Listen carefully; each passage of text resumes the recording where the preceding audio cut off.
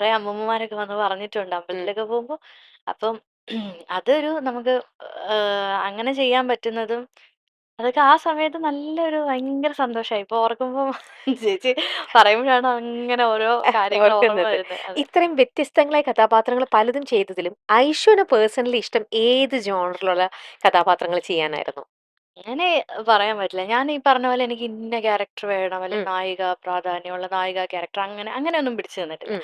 പക്ഷെ നമുക്ക് ചെയ്യാൻ എന്തെങ്കിലുമൊക്കെ ഉണ്ടാവണം. ഉണ്ടാവുന്ന ക്യാരക്ടർ ആയിരിക്കണം. ഉം, അങ്ങനെ പിന്നെ നമ്മൾ കുറെ വെയിറ്റ് ചെയ്ത് നിന്നാ അങ്ങനെ ഇരിക്കും ഉള്ളൂ എന്ന് തോന്നി കഴിഞ്ഞപ്പോൾ നമ്മൾക്ക് വരുന്ന എല്ലാ ക്യാരക്ടേഴ്സും തന്നെ നമ്മൾ അത്യാവശ്യം നല്ലതാണെങ്കിൽ ചെയ്യാം ഉം. എന്ന് വിചാരിച്ച് അങ്ങനെ അങ്ങനെ ചെയ്തു. ഓക്കെ. ആം, അതിലും ഏറ്റവും ക്ലോസ് ടു ആ ഹാർട്ട് ആയിട്ടുള്ള ഒരു ക്യാരക്ടർ ഏതായിരിക്കും? ആ അത് അങ്ങനെ ചോദിച്ചു കഴിഞ്ഞാൽ ആദ്യം എനിക്ക് ഫസ്റ്റിലെ ഒരു നല്ല ഒരുപാട് ഡയലോഗുകളൊക്കെ ഉള്ള കുറച്ച് നല്ലൊരു ക്യാരക്ടർ വന്നത് നിലവിളക്കിലെ ക്യാരക്ടറാണ്. ഉം, അതെന്ന് പറഞ്ഞാൽ പക്ഷെ അത് നിലവിളക്കിന്റെ ഒരുപാട് എപ്പിസോഡുകൾ നിലവിളക്ക് എത്രയോ എപ്പിസോഡ് ഉണ്ടായിരുന്നു. 1000-ൽ കൂടുതൽ എപ്പിസോഡ് പോയ സീരിയൽ 1000 അത്രയും കൂടുതൽ ഉം, പോയതാണ്. അപ്പൊ അതിന്റെ ഒരു പകുതി കഴിഞ്ഞപ്പോഴാണ് അതിൽ ജോയിൻ ചെയ്തത്. ഉം. അവിടുന്ന് പിന്നെ എനിക്ക് ഒത്തിരി നല്ല ക്യാരക്ടേഴ്സ് കിട്ടി.